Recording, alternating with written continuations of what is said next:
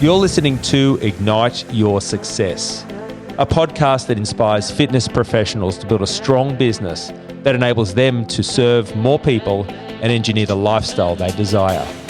It's Brad Shepherd here, and together with Jason Ubanowicz, we're best known for running Trainer HQ, a community of passionate and profit-hungry fitness business owners that make a massive difference in others' lives every day. Each episode will unpack for you exactly what's working and deliver best practice strategies so you can confidently grow your business and make a huge impact.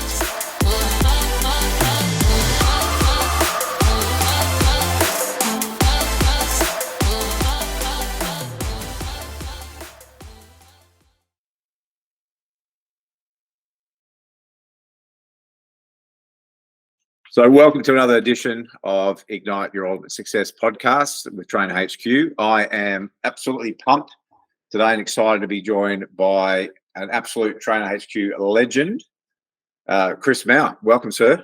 Thanks, mate. Appreciate you taking the time to interview me. Mate, are they awards in the background? Are they strategic? Well, nicely played. So they're strategically placed. Everything is by design, mate. Nothing is nothing by chance. So, well, before we get into it, what were they for? So they're the local business awards for Business Person of the Year and Fitness Services of the Year for the last few years. Awesome, mate. Did that require some money being paid to somebody, or was that just because you were one of the best or the best? No. So you basically, it starts as a bit of a popularity vote. So campaign definitely to make sure that we are in that initial popular vote section. Yeah. And then everything after that, once you get into the top 10, then it's all written submissions. So nice. We got through the written submissions as well. So. Congratulations. So I guess, look, let's get everyone introduced to you. So let's start with your background in the industry. When did you kick off? What stage did you start, and what was your initial experience as you, I guess, got graduated and got into the industry? Yeah, so I started in 2008. I graduated for my 21st birthday, my present to myself, and then I was only working in hospitality at the time, just doing some like duty managers work in RSLs and stuff, and then just doing some PT on the side out of a large gym out in the western suburbs. In Sydney, right? Yeah. Yeah. So out towards the Penrith way. I then was there for about a year, really struggled, didn't enjoy working out there, didn't know how to get clients firstly, didn't know how to really kind of put anything together. Definitely did not know how to run a business at all. So I sort of fumbled my way through everything, but then sort of took the risk and was like, well, I don't want to do hospitality anymore. And I do want to do the fitness thing. So I'm just going to go all in and see what happens and see where I land, which was great. I didn't stay there for very long. I ended up moving to the inner west Sydney, where I started working for a private franchise studio, PT studio group. And then within my first 9 weeks, which was a mentoring program, the manager of the gym actually resigned, and the owner of the gym at the time was running 2 studios, and she said, look, we're going to start recruiting for a new manager. Does anybody want to do it before I start recruiting for it? And I've only been there a few weeks, and I sort of looked around the table, no one's done anything. I just sort of went, I'll do it. I'm in, totally. I've got managerial experience from running an RSL, so I know how to manage people. I just don't know how to manage fitness people. So, and did that then help to some degree with understanding more about the business side of it, or did it contribute to you understanding more of that bit? I mean, it gave me a real understanding of how much I didn't know about business. Right. Yeah. Which was good. I'm the type of person where I'm okay with not knowing something, but I want to learn, and I guess I want to know more. I'm curious by nature, probably a bit nosy as well. So I don't mind asking lots of questions and trying to find out answers to things, just because I want to know more. I want to try and improve myself in whatever way I can, good, bad, or ugly. I want to know how to get better. Yeah. And I think if you're in business or you want to be successful in anything areas of life, you don't have that attitude and approach, you're really putting yourself at a disadvantage. So Yeah. yeah. So how long were you there for? Oh, it gets worse. So not only did that kick off, so the first sort of 3 months of me trying that, the owner of the gym ended up getting cancer.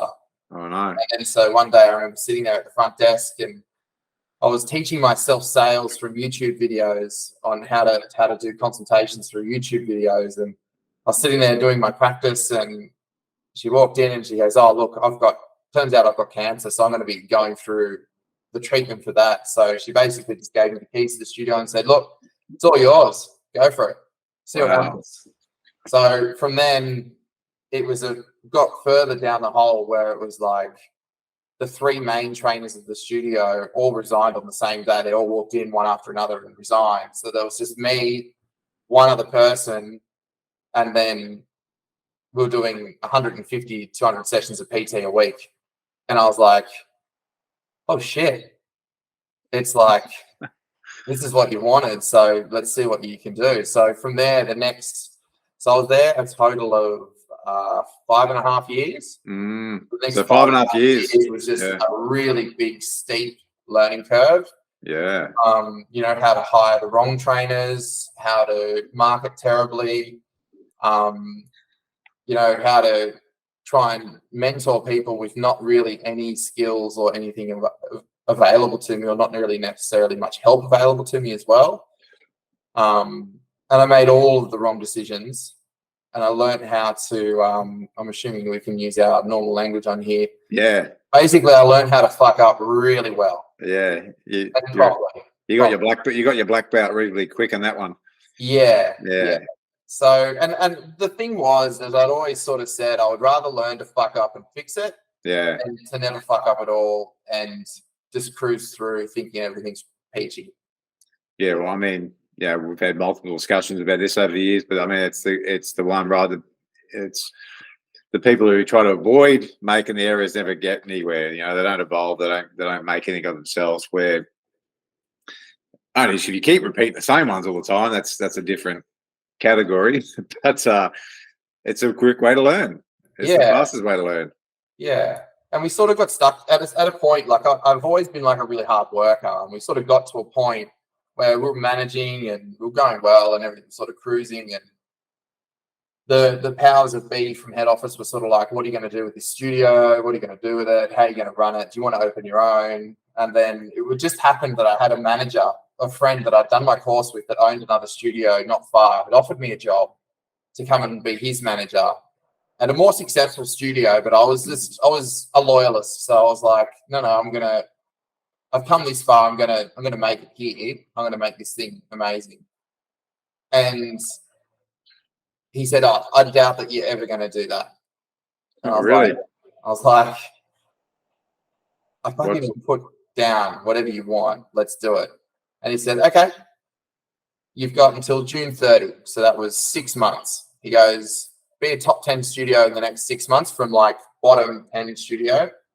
Top 10 studio in the next 6 months," which was, in those kind of times, it was doing about 20K a week in PT rev. And that was about 400 to 450 sessions a week in PT.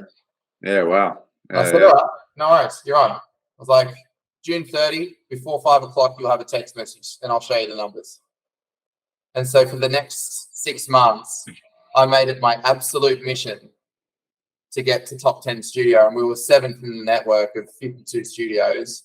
We were doing just on 41, 42K a week, fortnight. So it's at 21.5, 22K a week. Income, all direct debited. We had over 200 clients. We were doing 440 sessions a week of PT. It's huge. And it was just like the biggest. The best thing he could have ever said to you. I just sent it through. Just took a screenshot of it and just sent it through.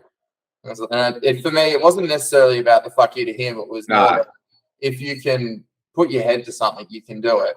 Yeah, it's going to be challenging, but if you're willing to step up, sometimes you need that person to go, hey. I don't think you can. I don't think you can. And I'm more of the person who's like, watch me. Yeah, and it's another good point of saying that if you don't have that goal or that outcome that you're striving for, then potentially you wouldn't, right? So that he inadvertently raised the bar for yourself Yeah. and the standard, and you went to work, and that's the part that I love about that story. And you hear some of those numbers; it's a huge amount of volume, like huge amount of sessions, and in the meantime, you've just thrusted yourself into this manager role, been new to the industry. So, no wonder when you said the learning curve is steep. What if you looking back at that time, now, like obviously the errors and mistakes, like, I started in the industry a long time ago, 30 years ago, same, we could all compete on how many mistakes we made, but it's got us to where we are now. Yeah, when you look back at that experience and go, well, how did that shape you moving forward? Like to where you are now, what did you learn about yourself? Because I'm assuming, like, you look back and people that avoid, putting themselves in those type of positions where it forces them to grow and develop. And I mean, people may refer to it as a comfort zone. Yeah. How did that actually shape you? What attributes, traits, how did that contribute to where you are now? I think it started to develop. Growing up, I was always like into sport and everything like that. And I was a pretty in school and stuff. I was a reasonably top level sprinter and things like that. So I always had like that competitive edge. But what it kind of did in working in that industry, like in that environment, because it wasn't quite a toxic environment, quite a toxic company. Yeah. What it did was it kind of developed this like mongrel inside of me that like, you just got to go harder and harder and harder and harder. And it was good because I learned to push myself to, I can compete with the top tier people in this company. I deserve a seat at the table. I deserve to be in those meetings. I deserve to have an opinion, and it's valid because I can do this. Must be a lot of confidence, right, to take away from that experience about what you were able to do. Yes. What it did do, though, is I burnt myself into the absolute ground, which sent me into a pretty big spiral. I had a few life events that sort of all happened at once, and I guess I kind of just lost the plot, and I was like, I can't do this anymore. Yeah, so that was another major learning from it. Is is that right? The ability, like, it's one thing to go hard, but also, I guess, going back, what advice would you give to Kris back then, watching yourself do it, all that? Yeah, learn to take the breaks when you need it. Yeah. Like, it's okay to take a sick day if you need one. It's okay to finish early on a Friday. You don't have to get into the studio at 4 a.m. and leave at 10, 11 o'clock at night every night, Yeah.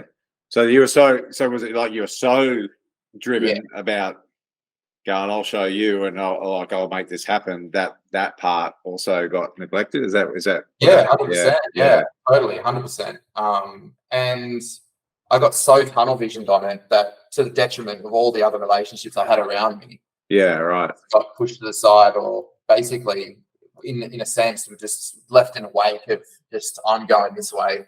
Either get on the bus or get out of my way, kind of thing. Yeah, and I guess your time frame was shorter though. Like it was, I guess you went for it, and there's parts of me that go like, in the short term, the people will go for things, and we have seen a lot of people that are excellent at a one specific, an athlete. They're ones that just like they block out everything else out of their life, right? And it's tunnel vision, and it may be a detriment of other areas, life, family, friends being neglected. So I guess there's always that act of going, if you're going to do that, just as long as you're prepared at the detriment of, something else. But with experience, you probably look back and go, well, could you have done it without doing that? Is maybe what you're saying. Yeah, I don't think I had the skills to be able to do it without that. Yeah. So that was that, and then so you had a downward spiral, a bit burnt out. What was then that process? Did you how much longer did you stay in that particular business, and before you moved on to your own thing? So I actually ended up changing the studio, still in the same sort of area, but changed studio location. Yeah, right. And then I just wanted a clean break. I just wanted to start again. I just wanted to chill out a bit and just relax. Yeah, right. I didn't want to be a manager. I just was happy to be a senior person in the studio and kind of set the culture. I still wanted to own my own space. That's always kind of been a thing, as I've always wanted to have my own space. I just definitely didn't have the direction on how to do that. So I was always just like, I want to do it. I want to do it. I want to do it. So I ended up staying with that company a further probably 18 months after I'd into the second studio. And I remember I went to New York with a client for their birthday. They wanted to do, it was their 50th birthday. They wanted to do New York Marathon. So trained them up. Client and I went to New York, did the marathon. And I remember sitting there with the global CEO of a media agency company. So he's Australian. He was an Australian guy, and we were sitting there in this restaurant. He's like, "So what are you going to do with your life, mate?" And I was like, I don't know, actually. I've got these sets of skills. I'm quite personable. I can do sales. I know a little bit about marketing and everything. He goes, "Oh, have you ever thought about trying agency? Maybe you might like that." So when we got back, I actually spoke to my client, who was the head of people and culture for the agency in APAC. And I said, "Look, I'm curious to see whether the grass is greener." Yeah, right. For me, I'm getting a bit older now, sort of in my late 20s, sort of headbutting 30, and I'm wondering, is this it, or is there something else? And do I need to go and see what that is? And so she let me do the interview process, and I interviewed really well, got the job, and then I think that what I didn't realize and what I kind of forgot was just because you're in a high echelon in one industry doesn't mean you start at that same level in another. Yeah. So I started as a grad, which is basically the fresh out of uni role, in a media agency doing booking and planning. Okay. And marketing plans for Optus, which was All right. a huge account. It was a huge account. It was like an $80 million account. And so we did all the booking and planning, TV, radio, all the billboards, all the stuff. What I wasn't used to was, one, the amount of detail that goes into things. But I wasn't prepared to do the work that they were doing, that they wanted me to do, get there early, finish at 1 a.m. in the morning, start again at, if that's what you've got to do, that's what you've got to do. You've got to go, but I'm going to pay you nothing to do it. Yeah. So I was just like, I'm not doing this. This is not, I hated it. I was putting on weight. I was just mentally struggling in this role because I was glued to this desk, staring at this screen all day, whereas I'm normally, if I've got time, I'll sit in front of the computer to do other things. So I ended up, and then my wife and I had a pretty significant event, and we had to do something it still guts me to the day that we had to do it, but it just wasn't the time. And I resigned literally after that. I was like, we can't do this. And then I was like, I'm never going to be in this position again where this is the scenario that I'm in. And so I resigned, and I was like, I'm going to go back to PT, I think, for now. And this is where the journey starts to get really interesting. Is I was then training for Ironman. I did love the Ironman triathlon for a while there. Yeah. And so I took 4 months off work. I'd never sort of taken any serious time off work between jobs. It was sort of bounced from one thing to another, whether it was hospitality, one club to the next, or hospitality to PT. It was just one day to the next day, changing studios, all that sort of stuff. So I never actually took a career break. I took 4 months off, and I just decided I was just going to spend 4 months just working on me and just doing me. I wasn't going to worry about anybody else. I'm just going to go to the beat of my own drum, and I was just going to train and just do something that I just really loved for 4 months. And I got to a point where I was just able to just go so deep in my head, and I knew where all of my limits were. And I found out so much about myself that when I decided that was like, okay, I'm going to start going into PT again, I was like, I know what I want now. And it became a very different story. Wow. Yeah, quite the journey. And there's a lot of takeaways in that bit, especially like I know that, we have a lot of people come to Train HQ and they're in a career like corporate role, something they completely hate and burnt out and doing the hours, everything you were just saying. So, but you went and experienced it, right? You went and did it to go, well, hang on, the grass isn't greener. It's not what I really am passionate about doing. Yeah. But so many takeaways, and the holiday, the 4 month off, the Ironman, the whole process. So, so you've done all that bit, and then where does the PT start to take shape, and what year are we talking here now? So we're in 2017 now. So the intro 208. That's when you started. So now we're in 2017. 2017. What's life like now, and what's the business? I'm doing PT out of Marrickville Park and Sydney Park, which are the two parks now opposite my studio. I was doing I thought, you know what? If I can do $200 a day over 6 days, killing it. I got so much time to do freedom. And then we went on our honeymoon, got back, and I remember it was the last night. We're sitting there at dinner, and I said to my wife, I was like, look, you know what? I think when we get back, I've got to kind of get serious about this. I think I'm going to go and start looking for a place to run my business from. I'm going to find a gym, and I'm going to start working on it. Yeah. And then, and she's like, are you sure you want to do that? And I was like, look, I'm an asset to any business. Yeah. I'm just confident in my ability. And I was like, I'm an asset to any business. I know that I can build myself up to a point where I can, bring clients in, I can sell them in, I can do all the bits and pieces that I need. I can then, from that, help that business to grow culturally, performance-wise, and team-wise. So we did that, and I got back, and the first gym I applied at, they're like, yeah, absolutely, we'd love to have you on. That's cool. Of course you would. Why wouldn't you want That's right. Why wouldn't you want to have me? Are you crazy or what? Yeah, of course you want to have me. So this is January 2018. 2018, yeah. Yeah, so, and I enjoyed it for a bit there. I was like, I got back into my normal rhythm. I had my phone book of clients, because I was literally just up the road from the old studio that I used to run. Yeah. My old phone book of clients. I just phone book. Yeah. Just got to work. There was a few cease and desists in there, but I got to work and was just like, let's go. Hey guys, I'm back in the area. I'm back training. Who wants to come and train? And how long did that period take? From you deciding that to get, back up and to what you consider to be a healthy level in your business? Oh, I don't think it ever became a healthy level again. Right. Until I started to come see you guys. Yeah, right. So where would you have been? I mean, and I guess other part is that your experience in your time in the industry, I guess when you were going, I want to get back in and I want to start back up, you had the contact details. We'll make a point of that going. No matter if it's a phone book, CRM, something, you had those leads, you had those people.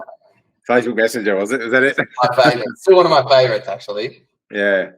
So you did the outreach to let everyone know that you're back. So, so I think it was probably, what I started with you guys, 2018. Yeah, 2018. 12 months, and I think I was probably a little bit scarred from everything that had happened previously with all the jobs and the burnout and everything like that. It was fine when I was working under someone else's brand, but then I didn't have necessarily the self-confidence to build my own brand, because I felt like I definitely felt like a bit of an imposter. Like, who am I versus these big companies? Yeah.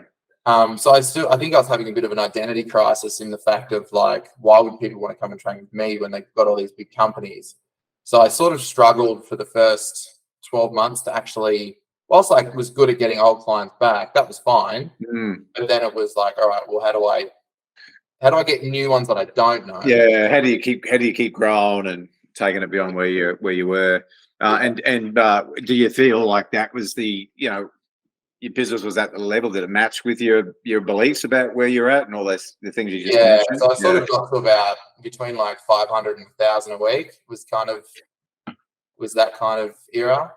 And you just kind of stuck there? Did you stay there for a bit? Like retention and, new clients would come in, but they weren't the clients I'd had before, so it was kind of bouncing around a bit. And did that, it's just out of my own curiosity, and then did that feed back into your C, Yeah. 100%. Yeah. So, like, why would they? You can't even retain clients. Like, why would anybody else want to train with you? You're not doing anything. Yeah, and it's important for us to listen to. A lot of us have been there, and that was your experience at that time, right? That's and there's a lot of other trainers that we know out there that are struggling as well. Why would someone pay that? Why do they want to train with me? I'm not that good. I'm not that experienced. All those things can have an impact, right? Yeah. In terms of what you allow yourself to receive. Yeah. So then, what did you do then? Because I mean, you obviously at some point where you went, shit, I've got to do something different. Well, funnily enough, it wasn't me that did something. It was actually my brother. So he'd been approached by you guys at the Filex. Yeah, Filex. Big shout out to Coach Keith out there. Coach Keith. So he had said, "Oh, look, I've been approached by these guys. I've got 2 tickets. Look, you're pretty keen. Would you want to come with me?" And I was like, "All right, cool. Well, I definitely have no idea who these people are." And I remember the first day I was actually driving my car and you ran. This is a guilty one that I'll have to share. Because I rang, I'm like, "What is this guy? Like, don't talk big shot with me. Like, I was a big shot once too. Like, who the fuck's this guy? What the fuck do they know?" And I remember talking to you, and I was like, I'm pretty keen to meet this guy actually. So I remember that when we rocked up to you're at the hotel still, the one in the city. Yeah, the Grace, I think, was it? Yeah, the Grace. Yeah. I don't know. It was just like as soon as we started chatting, I was like, I really like that guy. And then by the time we'd done the 2-day workshop, I was like, I'm in. Yeah. Whatever it's going to cost me, I'm in. I'm going to find a way to figure this out, but I'm in. Yeah, I love that. Yeah. And yeah, because I remember it very well, and also that whole thing. I wasn't sure though, because we had never talked about it. If you'd already started to look, to go to get help or do something different. I knew Keith was the one that we had met at Filex, and you come along, but I thought maybe you already started. So maybe you could have still said no, right? I still could have said no. Yeah, that's right. Yeah. I think it was good that we both went at the same time, and we both started the program at the same time, which was good because whilst I had helped Keith get his first role as a PT, he was now kind of the lead direction, and I was kind of looking to him because he was doing really well in his own business. So I was like, wow, he's doing really well. If he can do really well, then maybe I can too. And I was sort of looking and sort of keeping my eyes on what he was doing to see, all right, well, I'm going to take his advice as well. If he feels like these are pretty good guys, I'm going to go with it as well. So I was very much then kind of piggybacking off his success to try and drive myself forward to get myself into a much better mental state to then go forward as well. And it's a good point, and it's hearing you say that, it's like you got to surround yourself with the right people, right? And if you don't have it, you manufacture it. You've got to go out and make it happen. So if you're looking around and you see nothing but the same versions of yourself or nothing else, it's hard to aspire. So that was a start for you to go in a different direction. I'm assuming both, mentally and also experience-wise.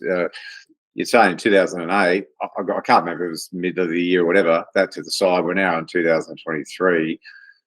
There's 5 years to fill in, almost.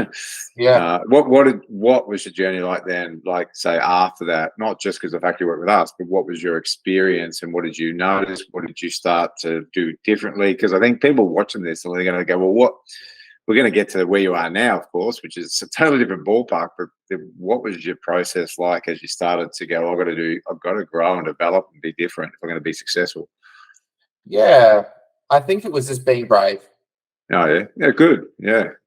Being brave and just kind of admitting that I wasn't where I thought I should be. But also admitting and owning where I was, which was hard. Yeah. It's going to be the hardest thing, right? Yeah, because I was like, I feel like I should be so much further down the road. I'm over 30 now. What am I doing? I think it was probably in one of my first or second coaching sessions with Tim Morgan. I was like, mate, in all things that happen, we're pregnant with our first kid. I was like, so then all of my hang-ups from my childhood and parenting and all of that then came in as like, I'm going to be a horrible dad. I'm a terrible business owner. I'm going to be a horrible dad. It's all going to land on top of my head all at the same time. So what I did then was I started to go, okay, well, what we do know is that we're getting help. And what we do know is if that we do apply ourselves, we can get to where we need to pretty quick because we've done it before. History would say that we've done it before, we can do it again. So let's just go all in, whatever that means. If that means going to the events, if that means, doing the workshops, all of it, just do it. Because you're only going to end up in a better scenario than if you do nothing. And did you start to focus on the mental aspect as well? Like, did you start to explore like a lot of your beliefs and? Yeah. And it was when I did the Nicholas D. Costello workshop in Melbourne. So I remember I did that, and I just so much sort of stuff came up, and I was like, "Ooh, okay, there's a lot sitting here. I end up booking into his retreat at his place." Yeah. So then go, okay, I need to clear some of this mental stuff that's sitting with me so I can actually start to move forward and push myself forward. Yeah, absolute legend of a guy and been around forever and really highly experienced. So that had a significant impact on yourself as well. And I mean, again, never seen anyone be successful if they're not working on removing those limitations. If their self-esteem's not up to par, all that stuff's really important. So yeah, I forgot you did that. And I think it was talking to you a lot as well. So I'd find out and probe you about what are the things you've done. And you're like, oh, I've done this retreat at Nicholas's house. I found it really good. And I was like, okay, well, if he's done that and he's doing really well, then maybe that's something that I need to do as well. So there's kind of like that experience of, well, okay. Just modeling off it. Yeah, model and just keep going until you've got it figured out. Just find out what the people are doing where you want to be, and then just do that. So yeah, it's awesome. And it was also building up I guess it was like the OG crew that we sort of had going there. Yeah. We always just used to all rock up to the same, events wherever it was in the country. We're all there. It was just like all of a sudden you've got this crew of people that you're now coming up with. Yeah. And, it made it really easy to be on the program. It made it enjoyable to be on the program because it was like, and you're excited to see them at the different ones, and you're excited to get there and watch everyone evolve and change and share wins. We're all the same flights together, so we're all hanging out at the airport together, and we're all staying in the same hotels. It was great. It was great. Now you built your business up, of course. You over that period of time. And you're working out of a commercial gym, right? Then you got yourself a commercial gym there, doing quite well. Where did you get up to, and tell me about where that was at? So when you got some of these roadblocks out of the way, and you're able to get your income up. We sort of started going from then. We got the 500 to sort of a K a week kind of mark to about 3.5. Yeah, 3.5K a week. Yep. Yeah, which was good. I was still working pretty hectically. Still doing the 5 p.m.s till sort of 9:30 p.m.s most days, 12, 13, 14-hour days. And this time I was doing that, but I had a kid. So that was fun to try and juggle all that in as well. So a newborn. So that was I think there's a pattern trend in here where you like the real steep learnings. If the pressure's mate, diamonds are done through pressure, right? So No planning, no like out of time schedule, just fuck it, let's just go for it. Let's ramp the business up, let's have a kid. Shoot first, sink later. Well, it's like Brad's favourite saying is, your ducks never line up, and I haven't heard any of yours line up yet, but you've made it work. So I'm feeling like I want to start. Now's the time to start making that move towards my own studio. Yeah. And it just so happened one of the members of the gym decided that he's like, mate, if you want to go, I'm willing to back you financially to do that. And he was willing to do about 200K to back me to get in. He had a property in the main street of Leichhardt. And he was like, mate, I've got this space. You can go for it. I'll help you fit it out, do all the bits, and we'll work out a payment schedule, all that sort of stuff. And I was like, okay, cool. We got to the night before the lease was supposed to be signed. I'd actually said, I don't feel like that's the right spot. And I found this beautiful 160 square meter warehouse that was just like everything that I thought was amazing. Big long windows down the side, big high open ceilings. It was in a really bougie part of the inner west. I was like, this is fantastic. Got it all lined up, and the night before, 4:30 p.m. we're signing in the morning the lease on this place. He goes, mate, I'm not in, I'm out. I'm just like, I remember it well. I don't know what you mean. He goes, it's not going to be a good investment for me. I'm out. And I was like, oh my God, what am I going to do now? Good timing. Perfect timing. So just as context, we're now 2020. We're now at the beginning of March, and this happens. Yep. And then we all know what happens next. Yep. And it was the best. Tom drops in. Yeah.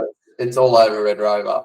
So in the first 2 weeks of that, I lost 75% of the business. Like everyone, we all hurt pretty significantly. At this point, we're now pregnant with our second kid. And just circumstantially, my wife's company didn't have paid maternity leave. And so we were in big trouble real quick. And all of a sudden it was like, everything that had come up from before was now front and center. And I was like losing the plot quick. Crazy, hey, like I remember we had many chats around that time, because it's like maybe the best thing you ever did, because no one saw the COVID, the big vid kicking off, and that would have been even worse. Yeah, because you would have literally just been opening or trying to open. Yeah, Paying rent in an agreement. That would have been a fun experience for you. Yeah, and I remember I remember sitting there one day just going like, how much worse can this get? And I remember I got a text message from you, and I was just like sitting on my lounging floor in tears, and I was just like, I don't know what to do right now that's going to get me forward. Like I'm pretty much at the point where like I feel like everything I try is just falling apart. Every time I go for it, something happens and the wheels fall off. So I was like, I don't know what to do. And I remember this text you sent me, and it was you just said, mate, sometimes no matter what happens, all you got to do is just look for the silver lining. It's all you got to do. There is a blessing in everything. We just have to figure out what that is right now for you. And then I put my phone down, and I was cuddling my daughter, my oldest one, and she took her first steps. And I was just like, if I was at work, there's no way that I would have been here for this. To see that, yeah. Yeah. So what happened from there was I started now working from home in our backyard. I had 9 square meters under an awning. And I ended up buying a rack, and I just worked outside under my awning for the next 15 months. Yeah, I remember you decking it out, had the vents down, the wind blockers, everything, rain blockers, wind blockers. And I took so much pride in that 9 square meters. I'd mop it after every session. It would get vacuumed. It was always clean and tidy. And I took so much pride in that space because I felt like finally I've opened my own studio. Cool, eh? And it was just like this 9 square meters of hope that I just. I'm gonna get the picture of it. You send me through, and I'll see if Joey, our editor guy, can put it in at this bit here so people can see it. What we're talking about. Yeah, and it was just this 9. Actually, I might be able to share my screen. I've got a picture of it here. Let me just share my screen for you. And while you're doing that, I'll just again, I mean, I would have made this point after this wrap up bit, but I'll just, I often say people 9 square meters of hope. Yeah, and this is the thing, right? Like the stuff that you've been through, which we're talking about, is that builds resilience. You could have quit. A lot of people do quit way too early, but you made it work. And like the story at the start with what I asked you, what did that teach you when you're at, coming into that manager role, and you went for that 10-month goal to be the top 10 or what it was. That's what builds character, and it's not everyone's up for that. It's not everyone. Like, again, there's so many times you could throw the towel in, but if you're going to be in business and you don't have that in you, the business is not always for you. Because it's okay as well. You can be the best worker on the team as well. Correct. That's right. And if that's something that, like, I'm a big, like, you don't have to be the business owner. No. You can be the best right-hand man. Someone has to do the other stuff, right?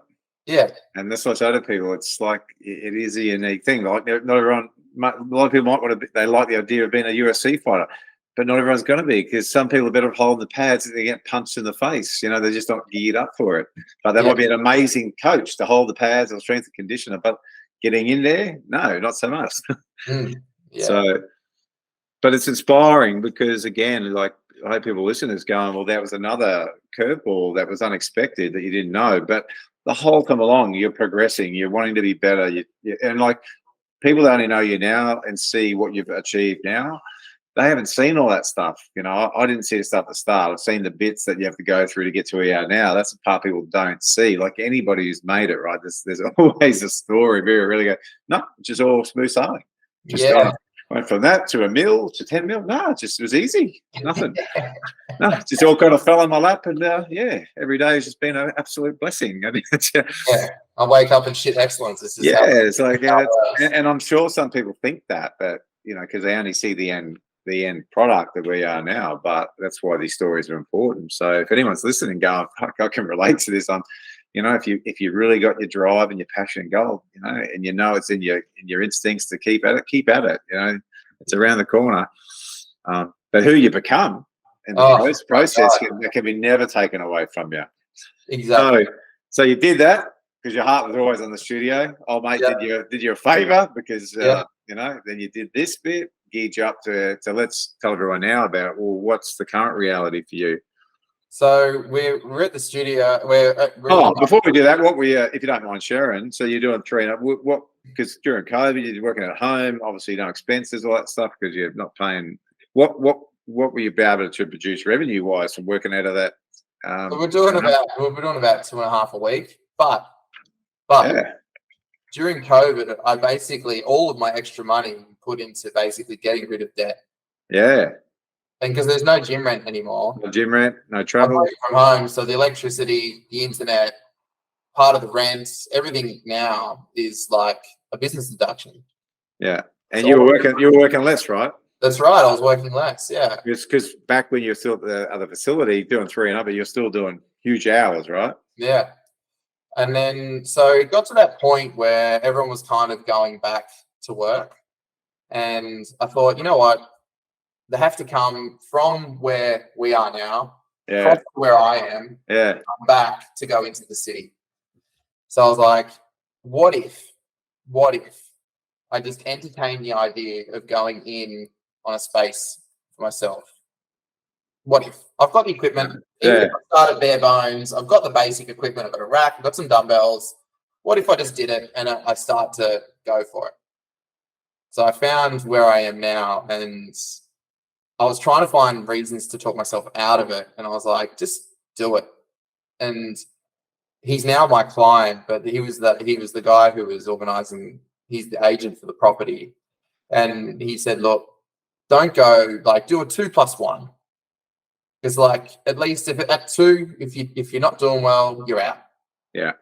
And then you've got the plus, if you've got the +1, you've got 3. You don't have to spend a lot of money on solicitors and stuff like that to get big leases, but you've got that option if you haven't outgrown it or if you're not doing well. Yeah. You can kind of just pull the pin. And I was like, okay, cool, let's do it. So I talked myself into it. We fitted it out. We got in, and it was probably like 3 months in, we got slammed with the 4-month lockdown. We had to shut the doors. And I live in the next local government area, which was one of the ones that got hit pretty hard for the lockdown. So I couldn't cross to come here. I wasn't allowed to leave my suburb. So 4 months, the doors were shut. It was all over. And luckily for me, a lot of the clients that I have, and I really cherish these people more than just clients and a source of income, but they basically bankrolled me for that 4 months. And they just said, look, mate, spend some time with your family. We've got you. We'll see you when we get back. And some of them did phone sessions. Some of them just said, mate, we're doing all right. We're not made redundant. We're working from home. Yeah. We're still doing all right. You just spend some time with your family and we'll see you soon. And then we got back. It was probably, so 4 months later, it was sort of like October, late September in 21. Kind of was a bit higgledy-piggledy for a while there, working in the car park, working inside the actual space. I brought on my first trainer in the January 22, Mm-hmm. 22, and we just went. Yep. And it just went, which is great. And Gangbusters. then it did really well, and then I brought on a second trainer, and then I lost my first trainer, and then I was like, oh, okay, but we still kept doing well. And as soon as that next trainer, and that was sort of over the space of like a 12-month period, and then once that, I think it was the week that that second trainer had left, it was just like the phone started ringing. And then from there on out, we doubled the business within 6 weeks, and then it just kept going and kept going. So cool. So now, what's business look like now? So you're in your own facility, you're in your own studio, you've got the trainers. What's life like now for you in terms of the business? How's it performing? What are you doing? Yeah, so performance-wise, we're doing we sort of bounce at the moment between 6 and 7 a week. Yep. There's 2 of us. Yep. I don't work anywhere after 3 o'clock in the afternoon. This is the part I like the best. Yeah. This is the important part of business for me. Yeah. So revenue's increased, but your time and flexibility and freedom, you've got more time. Yeah. Yeah. So I finish at 3 o'clock every day. I pick my kids up from school. We hang out. I do dinner. I do all the fun stuff. So that's the most important part of business for me is now I have a life with my kids. Love it. Is that big fear that I said earlier about not being a good dad. Now I'm successful at this part, which was the overarching drive for me. Like I've got a picture of my kids on the back wall there because every day I walk into my office and I go, this is what I'm doing this for. Yeah. This is the why. The big why. Yeah. So now whatever the how, it doesn't matter because I know why I'm doing this. Yeah. And the other things I've liked that we've discussed and talked about is then also like, and correct me if I'm wrong on this too, like, when we were doing the work together, the profit. So, starting to evolve and having that profit in there every month. So that's been grown. Yeah. Holidays, taking the holiday and that all that stuff is what I love. All this work, to be better in business, better revenue, more time, more freedom, more profitability, the family, all these things that go. This is what I love about working with people and what we do, but more importantly, what's available if you do it right in business. Yeah. And I think it was like you discussed with me, you're like, how much are you profiting? And I was like, well, on paper, I'm profiting like 50K a year. And I was like, but there's not 50K in the account. And you're like, well, put it away. And so all of a sudden, I think you just sent me profit first. Yeah. Like, it was almost like you'd had enough of me talking about it. And you're like, right, here it is, start. And then I was like, I think it was within the first hour of listening to it, I was like, all right, I get it. Yeah. And it's a game changer, right? Because, most businesses, small businesses, they have PTs, they have this money come in, but it's not dispersed. So it's not a real true indication of how the business is performing, right? So, And I instantly was like, well, the book's talking about just start with something small. And I was like, nah, I'm just going to start with 20%. Yeah. And then I'm going to start trying to increase that over time. Like I'm covering expenses because, obviously now I'm running a facility. There's more expenses now. So you got to be realistic with yourself. And it's like, that was probably one thing in the beginning I wasn't realistic with was like how much it actually costs to run a business. Yeah. Like it's all easy to go, all right, cool. Well, I'm pulling in 2 a week, but it's like, well, how much is going out the door? Do you actually get to keep of that? So for a while, I was like, well, I might be getting like 200, might be pulling 2, but I'm 2 of it's going out the door. So I'm only living on 2, even though the expenses are paid, there's not much left over after that. Yeah. I think that's a lot of things that you don't talk about as a PT because you think, I'm killing it. But it's like, have you put your tax away? Yeah, that's right. That's right. Have you paid yourself? Have you paid the rent? Have you paid your own rent? Like, and then all of a sudden it accumulates. And then it's like, shit, well, actually my expenses are much bigger than what I thought it was. Yeah, or much more than what I'm making. So Yeah. And it can get away from you really quickly as well. yeah, and it's good. All this stuff's really important for our listening. To go like, I'm never impressed by what someone makes, but what's left over, what's a profit, and how they structuring it. Like you said some key things there. People go, I don't really pay myself. I go, well, you do, because the business is paying for your electricity at home, your rent or your car, whatever you're using it for. I don't really take out a wage. Well, you're taking out the business. So most people don't even know what their like personal expenses are. So what does it cost you to live per month? And most people haven't even taken the time to work that shit out, I remember the day we started working together, we were in Bali. Yeah. And we sat there and we're having breakfast, and you said, so what's your personal expenses like? And I had no answer to it. And I remember you were like, that's the first thing I want you to do is figure out how to do it. And you gave me a really simple strategy to work off the debt. And it was just like, we used to paying this, just pump the money into that. Once that's gone, keep the same figure, but put that number into the next thing, and then put it into the next thing. And all of a sudden, next thing you know, everything's paid off, and you've still got that number that you used to putting away, put it somewhere. Yeah, debt busters. Yeah, get all that shit debt down, and you're right. Then you can do something more proactive with it. That produces profit. Yeah. So for a holiday, we're starting renovations here on the studio, which is great. We're coming up on our third year, or we're finishing our third year in April. So I just want to refresh it all and make it feel beautiful and ready for the next 3 years. Awesome. So, mate, it's a classic. It's a classic question, but I aim to ask them certainly a bit of a different way. But people have been listening to this. They've been tuning in. They've heard your story from when you started back in 2008 to now 2023. They've seen your journey, what it's gotten to, what you've had to become and go through to get to where you are. And I'm sure there's plenty of people resonating with that, going, I'm exactly at that point where Kris is in my journey. What have been? I mean, you've mentioned some things, but what have been the key, I guess, changes in you personally that has got you to where you be? Like, what have been the key fundamental things that, if you didn't do those things, you'd probably still be back where you were, or you may be in a job?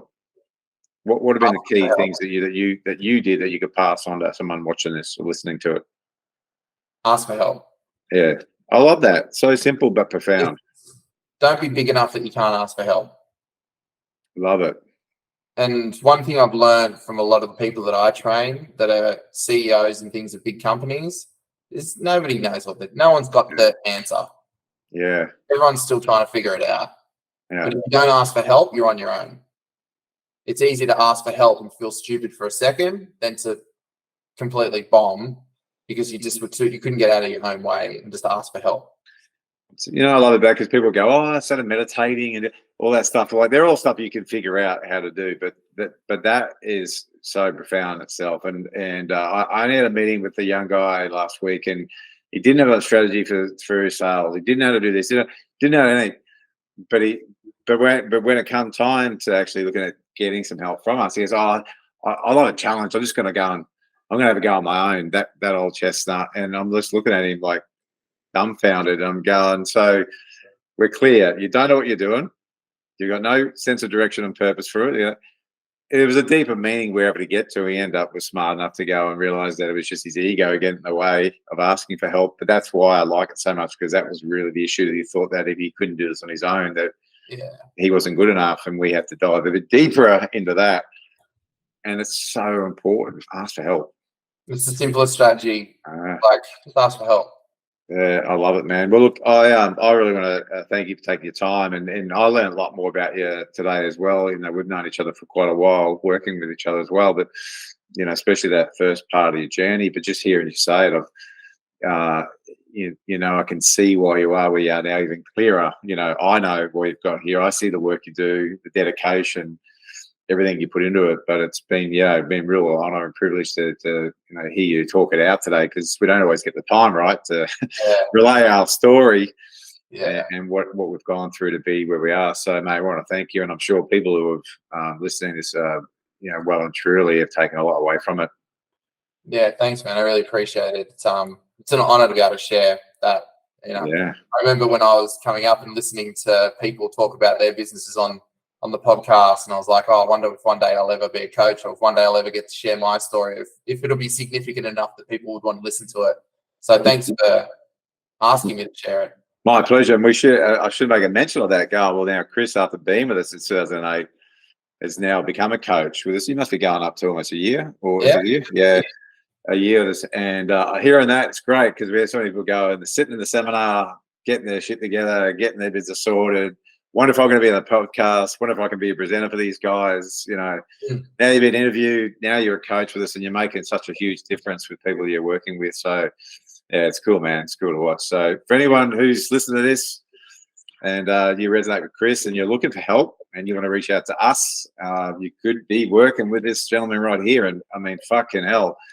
If you're not sitting here going, I'd love to get around this guy, because listening to his story and experience what it's taken, like I don't know who else you'd want to work with. So really impressive, mate. Yeah, cheers, man. All right, mate. Awesome. Thank you. Too easy. Bye-bye. Bye.